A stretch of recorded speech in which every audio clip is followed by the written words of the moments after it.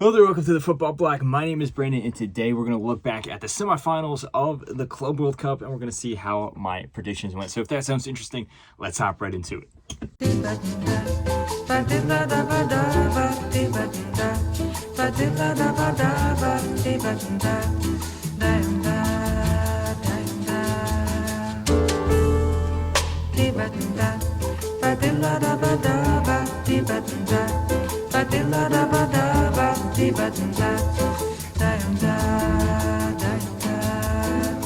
Eu quis amar, mas tive medo e quis salvar. So the semifinals of the 2025 Club World Cup have come to a close. But before we look onto the final, let's look on back at these two games here, see what happened, and then, of course, see how accurate my predictions were. The first game we're going to look at is Fluminense versus Chelsea. Fluminense obviously being the underdog team at this point, the only non-European team that made it this far. It's been a great run for them. Chelsea, on the other hand, it's been a bit of a mixed bag at this tournament, but it looks like they're growing into the tournament, getting better and better with every game. And this was a very interesting matchup when you just look at how these teams play as well. Fluminense, I think, is a very unique style under Renato Gaúcho, the manager there. Brazilian legend. I've talked about him briefly before on this channel before, every time we mention Fluminense. But the way that he's able to switch up the tactics, where there's been some games where Fluminense has been very, very solid defensively. They're more reactive and more pragmatic. But then there's other games where they can go forward and they can be a pretty potent attacking force. And unfortunately for them in this game here, it looked like this team just reached its natural limits. And there's no shame in that. I mean, obviously they made it all the way to the semifinals, where a lot of people, including myself, thought that they'd be out in the group stage. But they made it all the way to this point against a very, very talented Chelsea team, a very tournament-oriented Chelsea team, you have to say. As I said in my predictions heading into this tournament, I had high hopes for this Chelsea team just because of how deep their squad is. For example, that's one of the huge benefits of this, and that was seen on clear display in this game. The way that the match started out, I thought was actually pretty even. I mean, there was some changes to Fluminense's backline in particular throughout the whole team for injuries, players coming back from suspension and injury, and then also players that are missing the game through yellow card suspension from the game against Al Hilal in the quarterfinals. And I predicted that this swap and switch here might damage just the team mentality, the fluidity of this Fluminense team, just enough to allow Chelsea in. And that's essentially exactly what happened. Like I said, Fluminense, I think they started well, but there was one moment in there where there was an attack on Chelsea's left flank. Thiago Silva clears the ball and it falls right to João Pedro. And it's not a great shooting position, but he sends in an absolute banger of a curls it right into the top corner. 1-0 to Chelsea right there. João Pedro, new signing from Brighton, who actually used to play for Fluminense, funnily enough. He doesn't celebrate, good respect from him. But then at that point, though, Fluminense switch up their style. They start playing some really quick 1-2s, some balls over the top, and some very, very effective counterattacks. And they really make Chelsea sweat. In fact, there was one shot in there from Hercules, who has been one of the standout players this whole tournament. He's been very, very effective for Fluminense.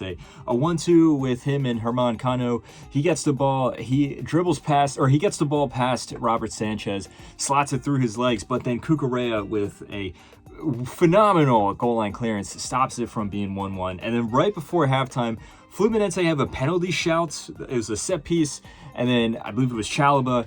The ball hits his arm. His arm's at his side, but it is, out a little bit, and it very clearly hits his hand. The referee goes to VAR and then reverses the decision. Now, my opinion, and just in a vacuum, I don't think that should be a penalty. There's no intention there, obviously. He has no idea that the ball's coming at him that fast. You can't really realistically move your arm out of the way. That being said, we've seen so many penalties given for less than that. That was a very, very clear handball. There just needs to be some sort of consistency. This is a controversy, one of the biggest controversies in the modern game, especially now with VAR. So Fluminense obviously should feel hard done by there with that penalty being reversed. Into the second half, though, it's almost a rinse and repeat of how the first half started. Fluminense looks solid, but just one quick move, one interchange from the wingers that Chelsea has with how quick they are and how effective João Pedro is led to the second goal there. Fluminense is in attack. They lose the ball, and then just with a very quick move, João Pedro finds the ball in a very similar position that he was for the first goal, this time a little closer to the net, though. He cuts it back, puts it on his right, and then sends in another curler. This time it's off the crossbar and in. Very nice goal from João Pedro there. It makes it 2-0 to Fluminense. And at this point, I think that kind of just took all the momentum out. It was basically a knockout blow. Fluminense looked all over the place. They almost conceded a third and a fourth. And they were able to stabilize, and they got into some good positions towards the very end of the game. They subbed on some players. Cano came off. Everaldo came on. Kano came on. A bunch of other players came on, and they were effective, but you just were missing that final touch. You always felt, though, that if Fluminense did put one of those chances into the back of the net, things would have gotten really interesting, but unfortunately for them, they were not. And Chelsea march on to the final there. Fluminense can leave this tournament with their head held high, you do have to say. Chelsea, I think, on the night were the better team, obviously, but they didn't get, they didn't completely blow out Fluminense or anything like that. It was still, for the most part, a very tight affair. As for my prediction, I said that this game would be 1-0 to Chelsea. I correctly called that, just the just swap and change from Fluminense's players is going to allow that little bit for Chelsea to basically expose those open spaces and score from there. But I want to reiterate, this was a very admirable run from Fluminense.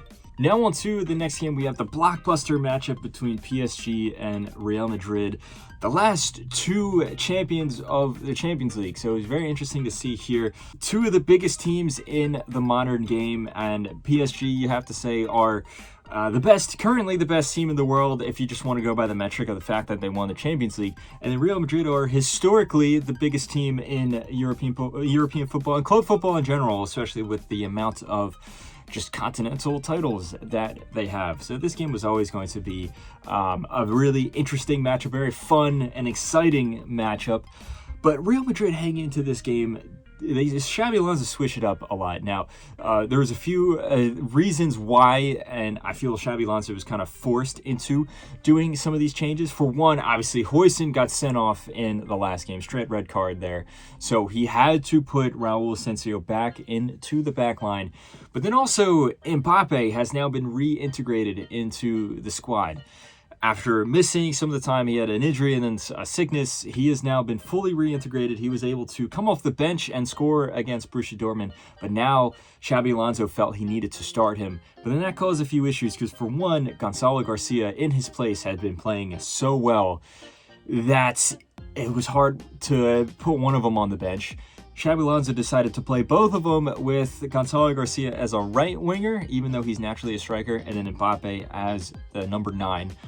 And then also, like I said, with Huijsen now out, Xabi Alonso decided to play somewhat of a back 3 at times, with Fede Valverde moving him out of the midfield and putting him as a right wing back, but then leaving Bellingham and Arda Güler in the midfield there. I don't think, in hindsight, it was a wise decision, as that midfield, the lack of midfield from Real Madrid, and then moving Valverde out where he's not effective anymore, caused some serious problems. On the flip side, though, PSG were just in electric form. The way that the game started out was actually pretty even in the first few minutes. Both teams had some pretty clear chances.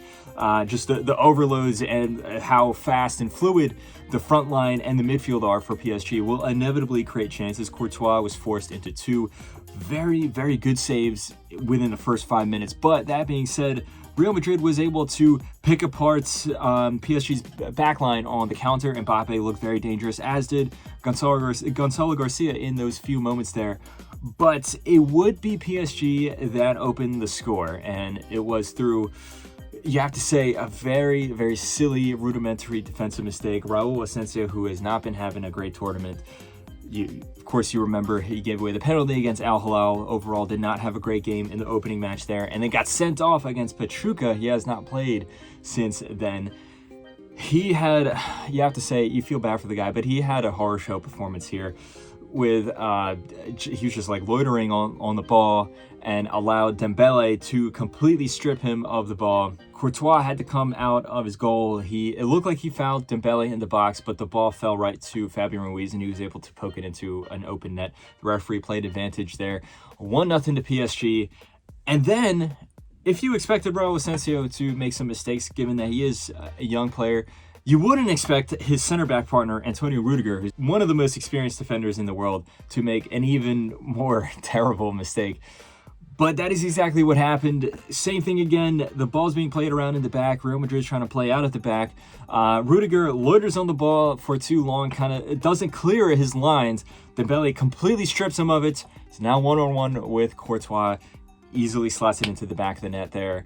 And then from that moment on, there was nothing left from Real Madrid. All that life that they had, the passion and electricity that they showed in the first few minutes had been completely just stamped out, and then it was all PSG from that point. They scored a third. Fabian Ruiz grabbed a second there, and it looked like such an easy goal. PSG made it look so easy. This time it was Hakimi out on the right. Quick interchange there, ball into the box, and Fabian Ruiz is basically wide open. And it looked like PSG almost took their foot off the gas. They wanted to conserve their energy for the final. That's what it looked like, because they had some easy chances that or easy opportunities that could have been easy chances, it seemed, to score fourth and a fifth and sixth. But they weren't chomping at the bits to grab there. It looked like that they were comfortable with the 3-0 lead. They didn't want to overextend themselves. And Real Madrid, at that point, had basically nothing going for them. Now, the game started to open up a little bit towards the end of the second half. Both teams made a whole bunch of changes. Modric came on, for example. Bellingham came off. Eventually, Vinicius came off. And then for PSG, they subbed off Desiree Doué, they subbed off Dembele, they subbed on a bunch of other players. And it was actually one of those substitutes, Gonzalo Ramos, that did score the fourth goal. A very nice goal from him, an individual piece of skill. It looked like he's playing FIFA. Just the move that he did there, the way he was able to settle the ball and then turn around and then just send a powerful shot into the goal after a pretty easy build-up, you have to say. That shut the door there if there was any ever question at that point of the game. 4-0 to PSG. Very easy victory on the night, you have to say. Now, yes, PSG did benefit from the injuries and the suspensions that Real Madrid had, in particular Huijsen, and then also Trent Alexander-Arnold, who I forgot to mention already. He was injured in the training in the build-up of this game, so he could not start on the right wing there. But on the same side, PSG was just phenomenal on the night. They started the tournament with a little bit of a hiccup. I thought that they got a little bit lucky against Atletico Madrid, and then they lost to Botafogo. But since then, it's just been a grind. They've been outplaying every single team that they're going up against, getting better and better with each game, growing into the tournament. It's the same way that they grew into the Champions League, which they eventually won. So now they march on to the final in a very similar path, where they will face Chelsea. As for my prediction there, I did correctly call that PSG was going through, but I thought it'd be a lot closer. I said it was going to be 3-2 with Hakimi scoring the winner. That did not happen. Hakimi didn't score. He had a very good game, though. Multiple assists, I believe. And just in general, he was one of the best players on the pitch. Obviously, this game was nowhere near as close as being 3-2, 4-0 on the night. I think Real Madrid I think Xabi Alonso kind of got his tactics wrong, and then that coupled with PSG playing so well was a recipe for disaster if you support Real Madrid. But anyway, guys, let me know if you did predictions. How did they go? What did you think of either of these games? The Fluminense-Chelsea game was close, but still, I think Chelsea was the deserved winner. And then obviously PSG was a deserved winner here. These games weren't as nail-biting and razor-thin as a lot of the quarterfinals were. So let me know if you found them as exciting, because there was a lot of good goals there. I think every single one of these goals were fun to watch. They're very, very nice pieces of individual skill and also team build-up there. So let me know all your thoughts in the comment section below. Don't forget to like and subscribe. Share this video with a friend. Follow the Football Bloc on social media. But anyway, guys, my name is Brandon. This has been the Football Block, and I hope you have a nice rest of your night.